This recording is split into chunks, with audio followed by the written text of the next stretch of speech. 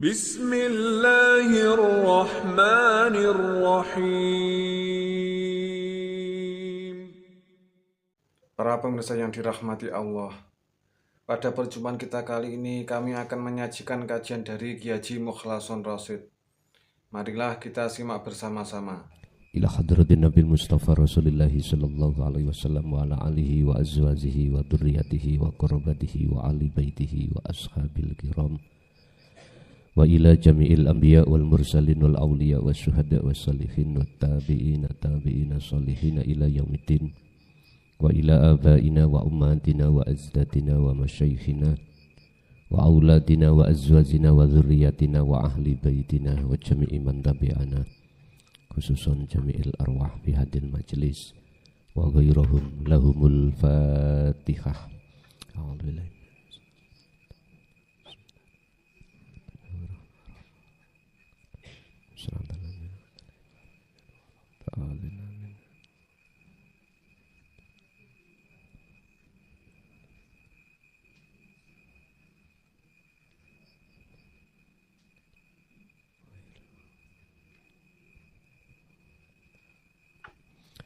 Bismillah, alhamdulillah, la haula wa la quwwata illa billah.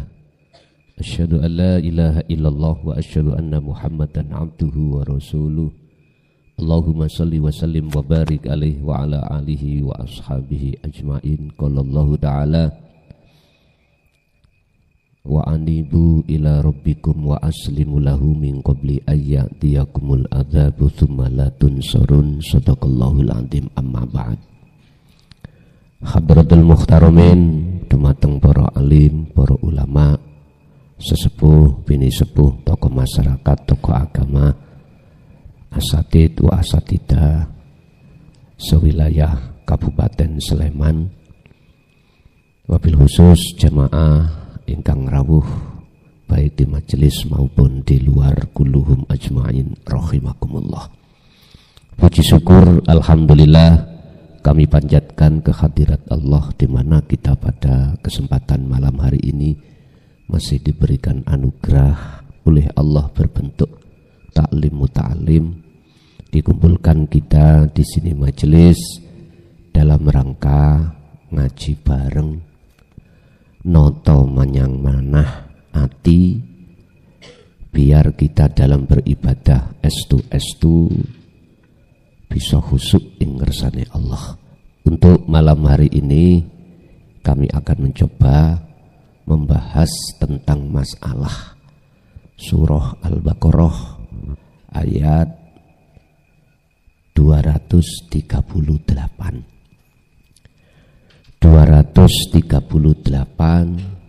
Piye carane, bagaimana caranya ketika jenengan beribadah itu estu hati itu selalu koneksi terhadap Allah.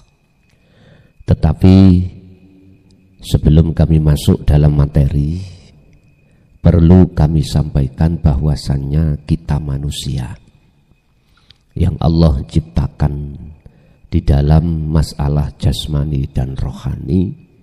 Gusti Allah juga memberikan panca indera, baik panca indera yang mengenai jasmani maupun rohani. Kita lebih paham Bapak Ibu ketika panca indera kita bahas secara jasmani.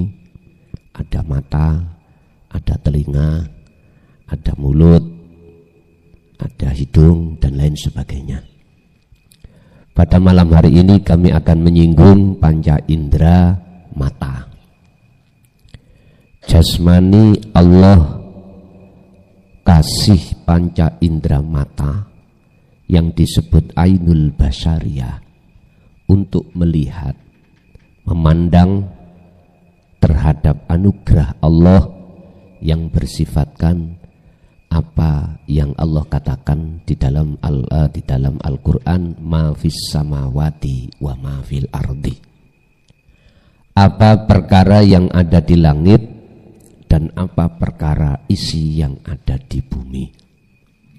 Berarti mata dohir kita jasmani untuk memandang terhadap sesama makhluk supaya kita ingat di situ ada kekuasaan Allah. Ini Allah ciptakan memang semata-mata untuk kita ingat bahwasanya di sela-sela seluruh makhluk yang kita lihat, kita saksikan, kita pandang, itu tersimpan rahasia Allah yang disebut sebagai kekuasaan atau anugerah Allah.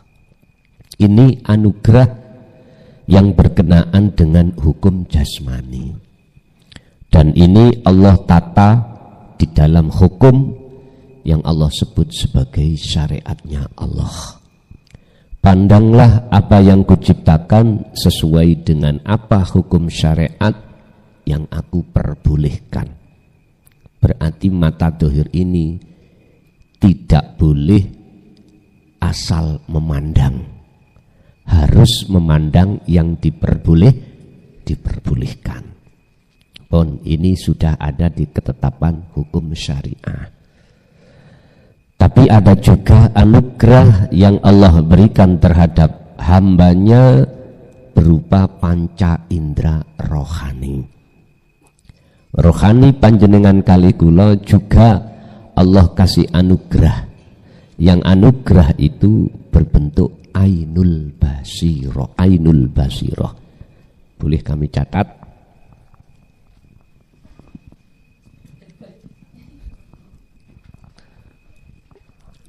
Bukan apa-apa. Ainul basiroh ini mata ruhaniyah yang sering kita sebut sebagai mata hati. Itu di dalam Islam disebut ainul basiroh.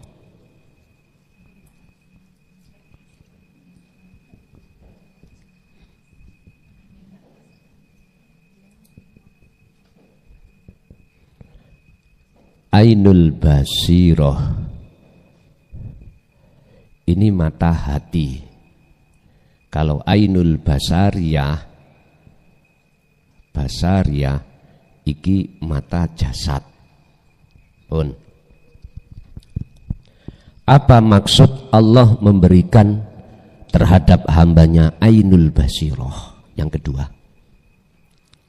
itu semata-mata untuk bisa dijadikan oleh hamba bersaksi, melihat, memandang terhadap siapa yang dimaksud Kanjeng Nabi di dalam surah Al-Kahfi, ilahukum ilahu wahid, itulah Tuhan yang Maha Esa. Cara Islam Allah. Kalau tadi mata dohir jasmani itu untuk memandang makhluk, supaya kita akan ingat di situ ada kekuasaan Allah, ada anugerah Allah, sehingga mata kita ketika melihat sesuatu yang bersamaan dengan makhluk, ini sesuatu hal yang tidak bisa kita ukur anugerah ini dengan hitungan rupiah.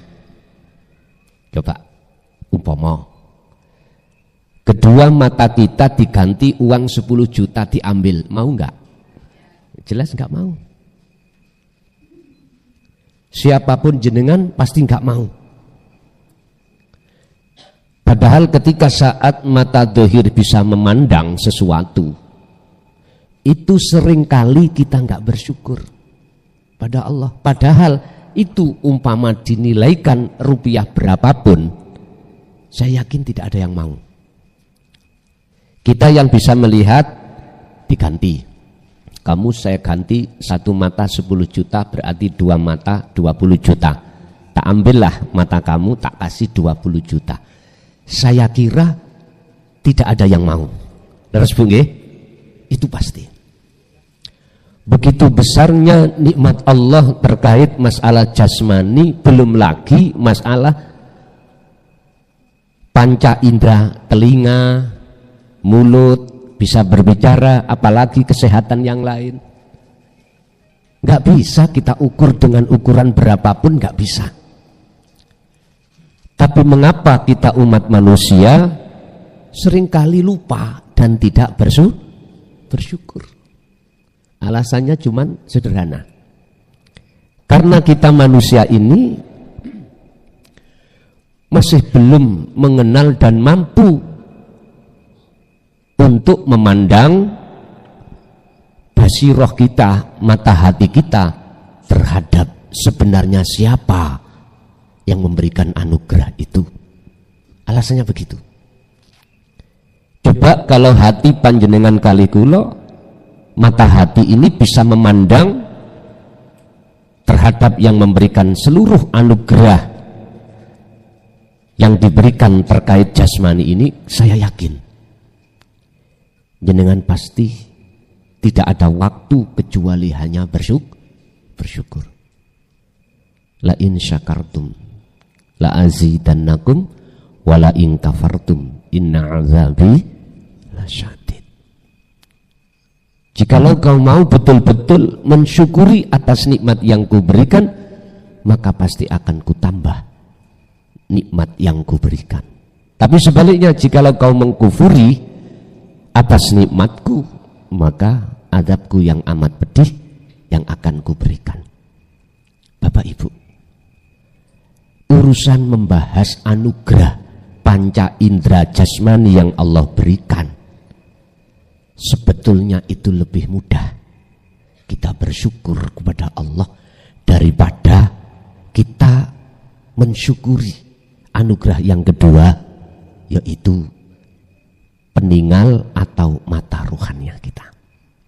Ingat Bapak Ibu, anugerah yang kedua di sini adalah anugerah yang berkenaan dengan panca indera rohania.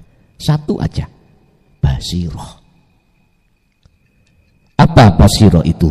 Yang dimaksud mata hati, mata rohania untuk bersaksi pada Allah. Bagaimana sih yang disebut basiroh itu apa? Berangkat dari iman, Pak Bu.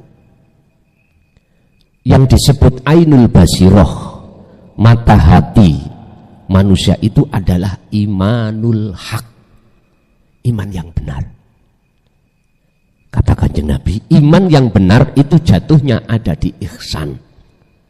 Ihsan itu apa? Ihsan itu ketika saat jenengan beribadah, seakan-akan hati jenengan itu, meripati hati itu bisa melihat wujudnya Allah. Seakan-akan. Gambarannya bagaimana? Gini, ketika jenengan beribadah apapun, baik murni maupun tidak murni, dalam hati panjenengan itu muncul satu kesadaran bahwasanya bisanya panjenengan iki beribadah iku semata-mata digerakkan oleh Allah. Hati jenengan kesadaran yang seperti ini disebut mata hati jenengan itu bisa berfungsi. Makanya mengapa lewat hakikat syahadat jenengan kali kula asyhadu, bersaksi melihat la ilaha illallah. Mengapa jenengan iki asyhadu? Ketika asyhadu itu enggak boleh berhenti membaca la ilaha, wajib sampai ke ilallah. Niki yang memandang, yang bersaksi siapa? Ruhaniyah. Ruhaniyah jenengan. Kalau bahasa syariat lahir kita harus membaca asyhadu alla ilaha illallah, prakteknya di hati jenengan harus muncul satu kesadaran, merasakan kehadiran wujudnya Allah dalam diri jenengan. Mana wujudnya Allah? Subhanalladzi asra bi'abdihi lailan. Dialah zat yang maha suci yang memperjalankan atas hambanya di tengah malam. Maksudnya, jenengan bisa bergerak ibadah apapun, kalau hati jenengan ini sudah sadar dan meyakini kalau pergerakan ini yang menggerakkan adalah wujudnya Allah di dalam diri panjenengan yang disebut dialah zat yang maha suci. Berarti cara Jawane itu mbah sampean kali kula dulu kedhawuh ngenen. Yaiku ngger sing disebut urip kang sejati. Lah ngoten ta? Sing ana slirahmu, sing ana dirimu sehingga menggerakkan dirimu bisa beribadah apapun. Kalau hati jenengan ini ada satu kesadaran dan merasakan kehadiran Allah dalam diri kita yang menggerakkan seluruh aktivitas panjenengan, berarti jenengan ini mripate ati iku berfungsi. Inilah anugerah yang paling mahal daripada anugerah yang lain. Sebab anugerah ini yang Allah maksud di dalam surat Al-Qasas ayat 77. Allah katakan, "Wattaqi fima ataqallah darul akhirah." Raihlah, golekana, dapatkanlah fima ing dalem apa ataka kang nganugrahake ka ing sira sapa Allahu Gusti Allah. Raihlah anugerah yang Allah datangkan terhadap panjenengan kali kula. Anugerah yang mana? Disebut dalam ayat itu yaitu darul akhirah, negeri akhirat, negeri ruhaniyah. Inilah yang kumaksud ainul basirah sudah berfungsi. Jenengan ajeng salat sebelum takbiratul ihram, bila mana hati sampan ada satu kesadaran merasakan kehadiran Allah di dalam diri jenengan yang segala-galanya, artinya Anda berdiri yang mendirikan Allah, rukuk yang merukukkan Allah, sujud duduk semua Allah. Bila mana hati sampean itu terlibat di dalamnya, sudah di zona ini, maka inilah yang dimaksud anugerah yang kekal. Sak gedene anugerah ora ono maneh kejaba anugerah pemberian Allah terhadap hati jenengan bisa merasakan kehadiran Allah. Niki yang disebut darul akhirah. Lalu wala tansa nasibaka minad dunya, anugerah di dunia jasmani tadi. Bagiamu dunia jangan kau tinggalkan. Berarti jenengan ning dunya kali kula niki kudu menikmati apa anugerah yang Allah berikan berupa jasmani. Ketika kita menikmati dan kita tahu siapa yang memberikan, maka hati kita akan bersyukur. Umpama Pak Bu jenengan mata dohir tidak dikasih Allah anugerah bisa mendelok, melihat, sampai sakit untuk memberi kita. Mboten. Umpama anugerah Allah yang berhubungan dengan sifat sama, pendengaran, salon digowedekne tapi kita nggak bisa mendengar. Terus pundi? Apa ilmu yang disampaikan jelas jenengan gak kerungu, mboten midhangetake, otomatis tidak akan paham. Sampai umpama kula ganti duit 5 juta. Terus dipundhut Allah, pendengaran jenengan kira-kira mau mboten? Mboten. Makanya Pak Bu, kalau kita sering hati itu sadar kalau semua yang memperjalankan kita sebagai makhluk itu adalah Allah, maka disinilah yang disebut eling atau dzikir. Terus wong Jawa bejo sing eling. Artine sak bejo-bejone wong sing paling bejo ora ana maneh kejaba ya kuwi wong sing eling nang Gusti Allah. Waktu sholat eling, sadar kalau semua Allah yang menggerakkan. Niki proses makrifat awal. Jadi Bapak Ibu yang sudah senior, saya giring seperti ini karena memang saudara-saudari kita masih dalam kondisi perjalanan awal. Jadi cek mboten bingung, ngoten lho. Pun. Jadi basirah niki meripat ati yang dimaksud adalah imanul haq. Imanul haq iku iman yang benar, yang Kanjeng Nabi dawuh disebut ihsan. Ihsan. Ihsan itu artinya benar. Benar. Satu contoh, jenengan yang belum pernah ketemu saya, itu dibilangi teman, nanti di Jogja Sleman, Jalan Mangga, kenapa Mi? Jalan Mangga ya Mi?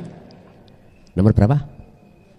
57, 52. Itu ada orang namanya Mukhlason teko Mojokerto ngaji.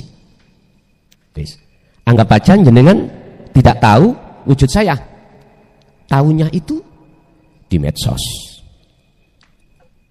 Penasaran tak Bu? Penasaran. Ketika jenengan iki ada keimanan kalau hari ini memang betul-betul klason sing ngaji. Bel nih lho Pak, klakson iki lak bel nggih. Mr. Bell yang mengaji, sampai berhubung belum ketemu saya, iman sampai ini belum dikatakan ihsan. Belum.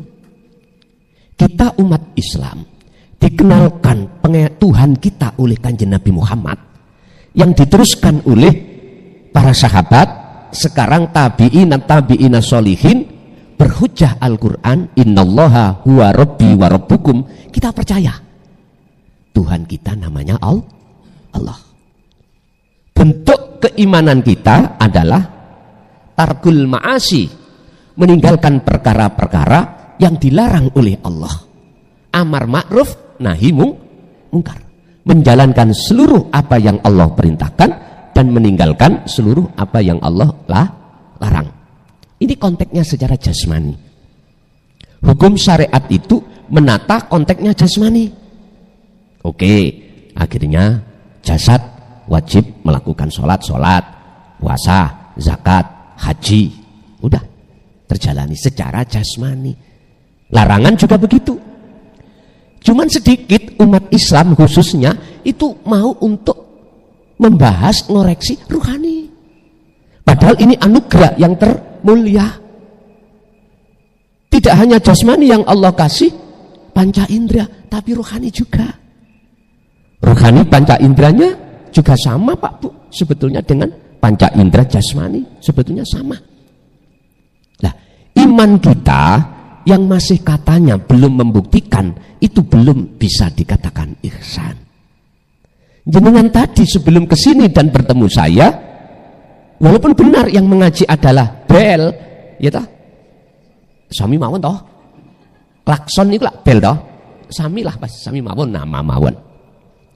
Ini belum dikatakan ihsan. Islam sudah, iman kita sudah. Bentuk bukti kalau kita iman yang belum ihsan ya. Amar ma'ruf nahi mungkar secara jasmani, tapi rohaniyah belum. Buktinya kok belum? Waktu saya menjalankan ibadah-ibadah mahdhuf, ibadah-ibadah yang Allah perintahkan, hati saya belum merasakan, belum sadar kalau geraknya itu digerakkan oleh Allah. Justru dalam hati saya merasa saya bisa gerak sendiri, saya bisa sholat sendiri, saya bisa ibadah sendiri. Padahal Allah katakan, inna sholati wa nusuki wa mahyaya wa mamati iku lillahi rabbil, milik Allah semuanya. Artinya bisanya terjadi ibadah sholat atau ibadah-ibadah yang lain karena digerakkan Allah. Hati jenengan kalau belum sadar kalau semua ini sumber bisanya terjadi dari Allah, yang Allah itu sangat dekat pada jenengan Pak Bu. Dalam hal kedekatan Allah pada kita sebagai makhluknya, itu di dalam Al-Quran tidak ada yang mengatakan satu ayat pun kalau Allah jauh. Allah itu dekat. Sedekat apapun Allah, jikalau hati jenengan ini, rohaniyah jenengan ini tentang anugerah belum jenengan kenal, dekat akhirnya menjadi jauh. Coba ibu bapak punya telunjuk, dekatkan terhadap mata dohir jenengan, dekat, kelihatan enggak? Malah justru tidak kelihatan. Laksana seperti itu. Saking dekatnya wujudnya Allah terhadap basiroh panjenengan kali kula, akhirnya menjadi basiroh jenengan kali kula tidak bisa melihat. Allah katakan, pesankan terhadap Kanjeng Nabi Muhammad sallallahu alaihi wasallam, Wa idza sa'alaka ibadi anni fa inni qaribun. Muhammad dalem Gusti, jikalau hambaku bertanya tentang diriku, jawablah fa inni qaribun, aku iki dekat.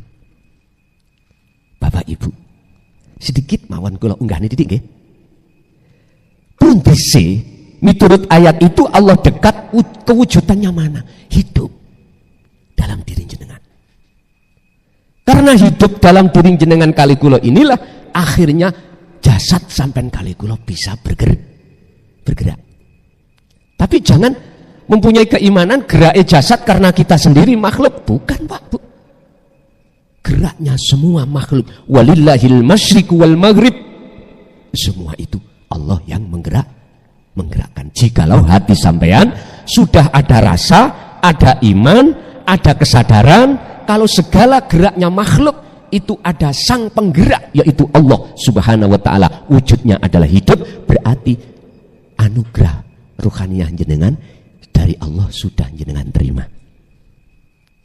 Dengan cara inilah Bapak Ibu, hati jenengan mengke waktu sholat, walaupun belum ketemu loh ya, tapi sudah hati jenengan merasakan dan meyakini, kesadaran hati sampai semua karena Allah, maka inilah awal proses jenengan ibadah itu bakal jadi ibadah sing mesti diterami oleh Allah Subhanahu wa ta'ala.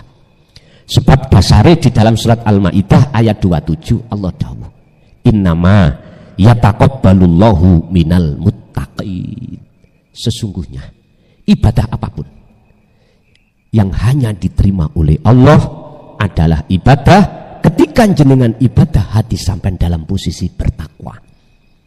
Bertakwa itu adalah hati sadar kalau sedoyo semua iki yang punya gerak, yang menggerakkan dan yang memiliki gerakan itu hanyalah Allah.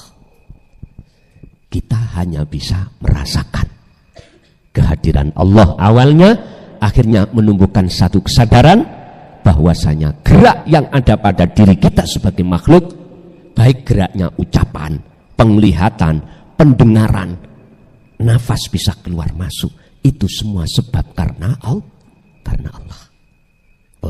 Apa hubungannya muqaddimah iki dengan surah Al-Baqarah yang mau kita bahas ayat 238. Inilah cara jenengan ini untuk menjadi hati yang bertakwa betul-betul terhadap Allah, sehingga segala amal ibadah secara jasmaniah itu dikomando oleh ruhaniyah sampean. Sehingga bila mana komando ruhaniyah sampean selalu sadar semua Allah, maka nafsu itu tidak akan bisa masuk dalam hati jenengan. Otomatis waktu sholat, kalau posisi hati sampean seperti ini, nafsu nggak akan bisa masuk. Otomatis jenengan itu bisa akan menjalankan sholat dengan khusyuk. Bismillahirrahmanirrahim. Al-Baqarah 238 ayatnya. Hafidhu dong reksa sira kabeh, don jaga sira kabeh, alas sholawati ing atase pira-pira salat. Di situ ada kalimat as-sholawat, as-sholawati. Iki maknane salat lima waktu. As-sholawah jamak dari as-sholah. Nek as-sholah itu sholat satu. Nek as-sholawah berarti piro-piro atau banyak sholat. Maksudnya as-sholawah ay al-maktubah, sholat yang diwajib, berarti lima waktu miturut versi agama Islam. Versi agama Islam di jalur syariah 5 waktu, zuhur, asar, maghrib, isya, subuh. Hafidhu jagalah as-sholawati ing piro-piro salat ai al-maktubah, yaitu salat yang diwajibkan. Ini dilakukan dijalankan oleh jasmani. Yes. Iki syariat. Makanya bicara jasmani itu karena hukum syariat. Apa tujuannya? Kita disuruh untuk menjaga salat ini. Wama umiru dalam ayat lain, Surat apa nih? Wa ma umiru illa liya'budullaha mukhlishina lahuddin. Surat napa niku wis sampeyan doleki dhewe. Surat Qayyimah. Ngoten. Karena ditutup Qayyimah. Qayyimah iki lurus, artinya lurus. Pun. Apa tujuannya? Menyembah. Lah ngoten nggih? Menyembah. Menyembah iku menghadap. Wajib bagi yang menyembah ketemu sing disembah. Ini namanya nyembah. Lah, dikembalikan pada kita. Waktu kita sholat, makanya ayatnya itu hafidu ala sholawah, menjaga. Tidak hanya sekedar melaksanakan atau mengerjakan, tapi menjaga. Jagalah hatimu, jangan sampai kau menyembah selain Allah. Pada saat jenengan iki jasmani melakukan sholat 5 waktu. Wa ma umiru lan ora den perintah sira kabeh illa kecuali liya'budullaha, kecuali hanya menyembah pada Allah. Posisi yang dikatakan nyembah itu adalah asyhadu alla ilaha illallah. Hati jenengan, ruhaniah jenengan harus bersaksi memandang terhadap wujudnya Allah. Pun digambarani. Kalau dikatakan memandang wujudnya Allah, dalam hati sampean sudah ada kesadaran, merasakan, mengimankan bahwasanya olehnya Anda bertakbiratul ihram, Anda ruku, sujud, duduk, semua aktivitas dalam sholat itu bisanya terjadi semata-mata sumbernya dari Allah. Kesadaran hati yang seperti itulah yang disebut sebagai asyhadu, itu bisa sampai pada illallah. Saya bersaksi sesungguhnya tidak ada Tuhan yang wajib kusembah kecuali Allah. Berarti pengenalan sampan kali kula datang Tuhan kita Allah tidak cukup sebatas nama. Kita harus paham, kenal Allah juga sifatnya. Besok bulan depan akan kami bahas tentang masalah sifat-sifat wajib Allah, mohal Allah, jais Allah. Pengenalan niki namung kula serempetno sok tak mencolot titik.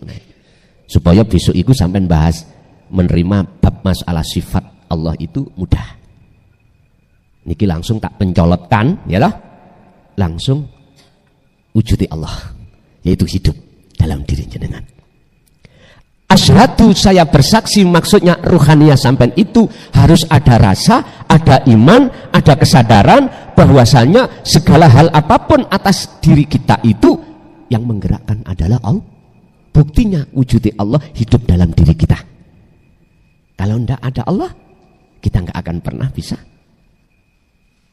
hadir di sini majelis. Inilah yang dimaksud, jadikanlah, jagalah sholat 5 waktu itu untuk sebagai munajat pertemuanmu terhadap aku, kata Allah, dalam rangka nyembah.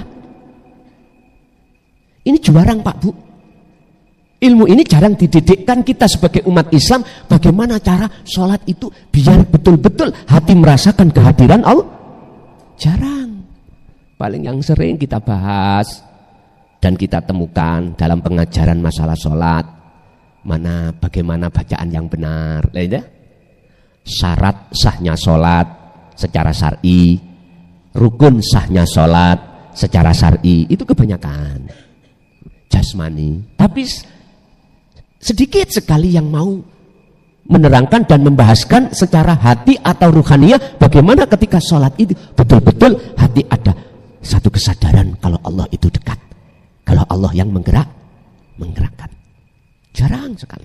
Makanya sholat sampean kali kula iki nggih paling tidak nggih pertama nggih gugur kewajiban, gitu.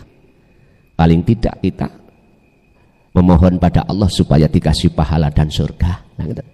Tapi hati kita yang kedua mesti dibawa nafsu kemana-mana. Ya, kita dibawa nafsu untuk ingat istri, suami, pekerjaan, apalagi hujan-hujanan gini, memean belum dientasi, udah kritik. Langsung pada saat itu mesti sampai kali, oh iya memehani, aku tiba wanter dong, ibu nggih. Begitulah kita. Makanya ini yang saya tunggu-tunggu, Bu. Semoga ada baik dari kalangan keluarga kita, ustadz kita mau membahas dan mengajarkan terhadap hati kita bagaimana cara sholat bisa betul-betul khusyuk pada Allah bagaimana. Masalahnya saya sendiri, nggih, tambah suwe umur tambah kathah, nggih akhire yo game over. Lah ngoten nggih. Mate. Ngoten. Gak mungkin terus wong Kanjeng Nabi piyambak ngoten kok. Salah satu sahabat terdekat Kanjeng Nabi yaitu Sayyidina Umar yang tidak percaya kabar kalau Kanjeng Nabi wafat, ngamuk-ngamuk nih. Lah memang karakternya Sayyidina Umar itu orang keras, gak menginginkan Kanjeng Nabi sedo, gak menginginkan Kanjeng Nabi itu lekas berangkat. Tapi apa dikata? Kullu nafsin dha'iqatul maut. Kanjeng Nabi sampai dawuh, innama ana basalum mithlukum. Aku itu sama dengan kamu, sama manusianya. Haus ya minum air, lapar ya makan. Tapi ruh, apa minum air kalau haus? Enggak. Lapar hausnya ruh itu karena ruh itu jauh dari Allah.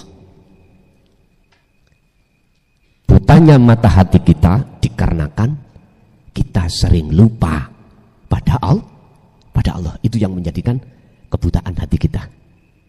Pun Bapak Ibu, tetap kami berdoa muga-muga semakin zaman semakin tambah bermunculanlah generasi-generasi penyampai tentang masalah ilmu kerohanian untuk bisa betul-betul beribadah itu khusyuk ing ngersani Gusti Allah.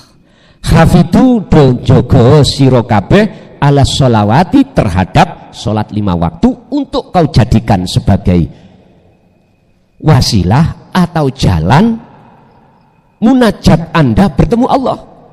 Tapi fakta di lapangan oleh karena kita belum mengenal tentang ilmu tauhid, nggak bisa Pak Bu, hati jenengan iki bertemu Allah. Mboten saged. Ketemu ini malah urusan-urusan dunia. Memang seperti itu. Inilah proses kita kalau kita itu memang betul-betul belum dikasih Allah anugerah yang bersifatkan darul akhirah ruhaniyah dalam surah apa tadi? Al-Qasas ya, ayat 77. Bon.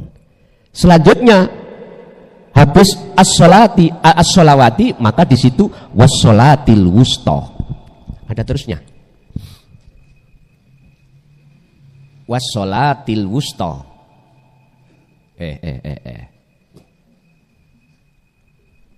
Tenang.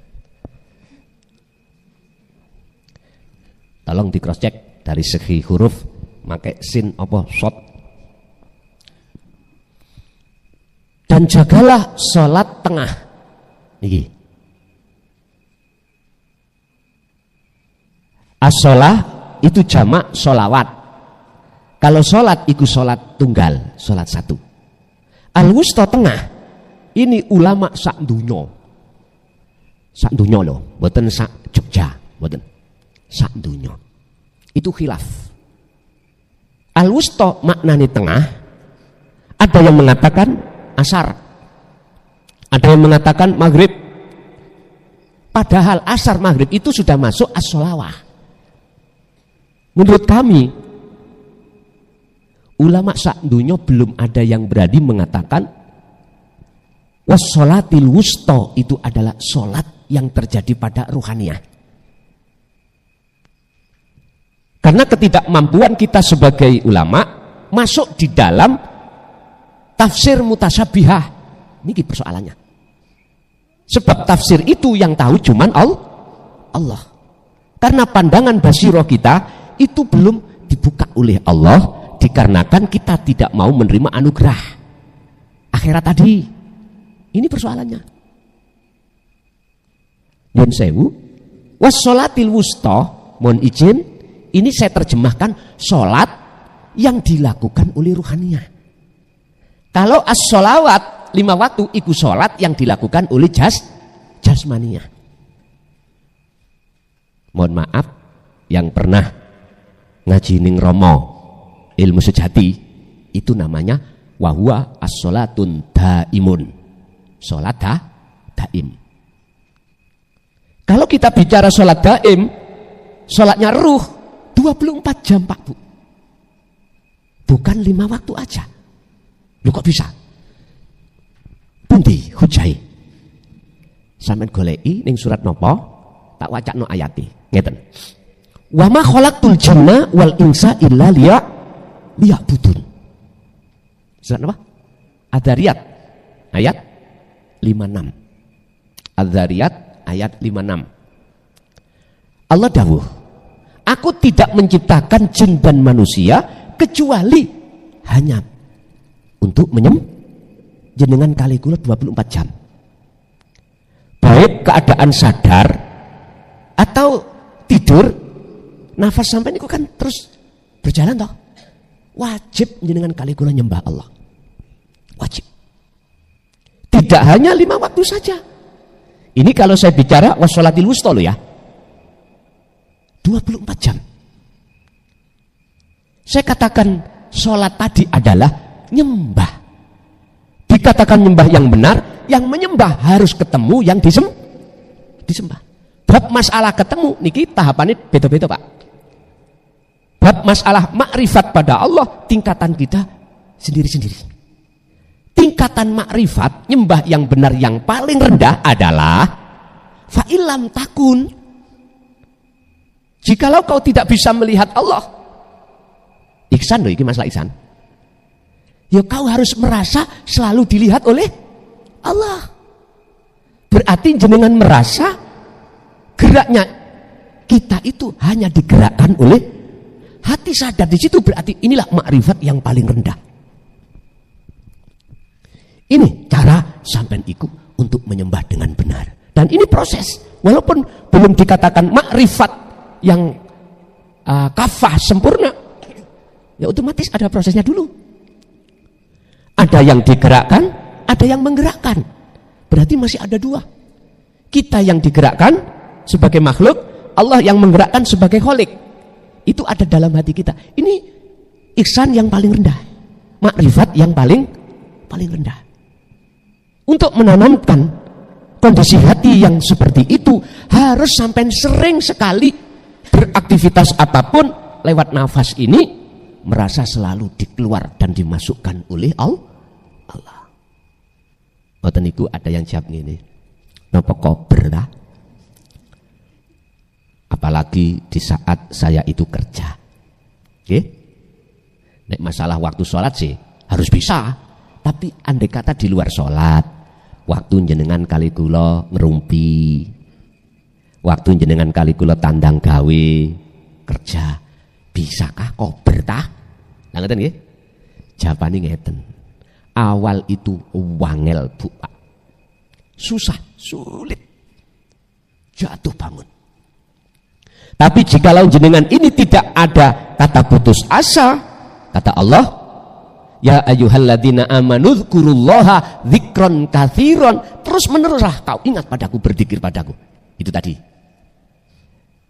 Maka dengan begitu yang asalnya susah, sulit, sukar, gak kober, akhirnya dengan sendirinya jenengan iki sambung dengan sendirinya. Dicoba aja. Kulon dhisik tahun 74 niku, tahun 74 diwajibno abah niku zikir sir ning ati ngucap Allah Allah. 1 hari 1 malam 20.000.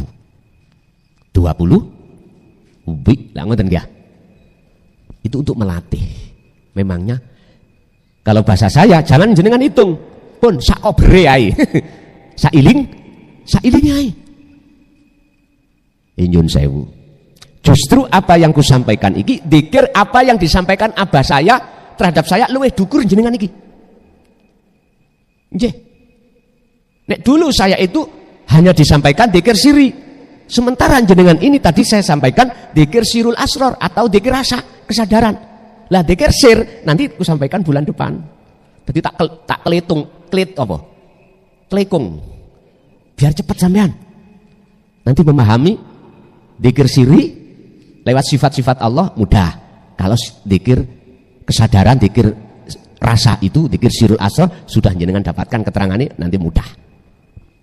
Iku maksud saya mekaten. Ibaratin jenengan nek kepingin pelajaran kelas 1 iku SD itu mudah bagi jenengan dadi kelas 6. Nggih?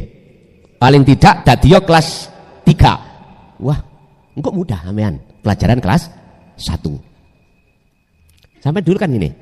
Masuk kelas 1 kok terasa angel pelajaran. Nah, ngoten nggih? Suwe-suwe terus munggah kelas loro. Terus ndelok pelajaran kelas 1 kok gampang. Begitulah proses. Nah, sampean saiki tak uncalno. Kelas 6 langsung. Nanti pelajaran kelas 2, kelas 3, kelas 4 biar gampang sampean iki. Ngoten. Wis mboten napa-napa, walaupun kula diseneni gak miturut aturan mboten napa-napa. Wong pertimbangan saya biar jenengan mudah menerima. Pun. Wassalatil wusta iki salat yang dilakukan oleh hati atau ruh. Piye carane? Hati iku bisa dikatakan nyembah sing bener. Itu tadi saya katakan, jikalau hati sampean waktu aktivitas apapun sadar bisanya beraktivitas bukan sumber dari jenengan, tapi sumber dari Allah, yang Allah dalam diri jenengan, kesadaran seperti itulah yang disebut wassalatil wusta. Mesti husuk hati sampean. Gak gampang nafsu itu masuk di dalam diri panjenengan ngejak eling nang perkara liya, gak gampang. Karena hati jenengan faqadistam sakabil urwatil wuthqa. Selalu sambung menyang sejatine Gusti Allah.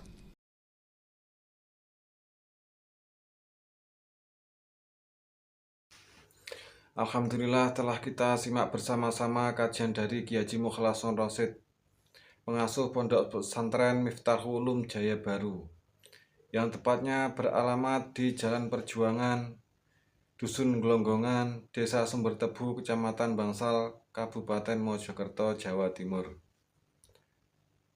Beliau juga menekankan pentingnya belajar Islam secara mendalam, tidak hanya aspek lahiriah, tetapi juga batiniah. Beliau juga mengajak pendengarnya untuk tidak hanya memahami Islam secara tekstual saja, tapi juga meresapi maknanya secara spiritual. Kajian beliau fokus pada ilmu tauhid dan tasawuf. Semoga kajian-kajian dari beliau bisa bermanfaat sehingga membawa keberkahan kepada kita semuanya di dunia dan akhirat. Amin ya rabbal alamin. Akhirul kalam, wassalamualaikum warahmatullahi wabarakatuh.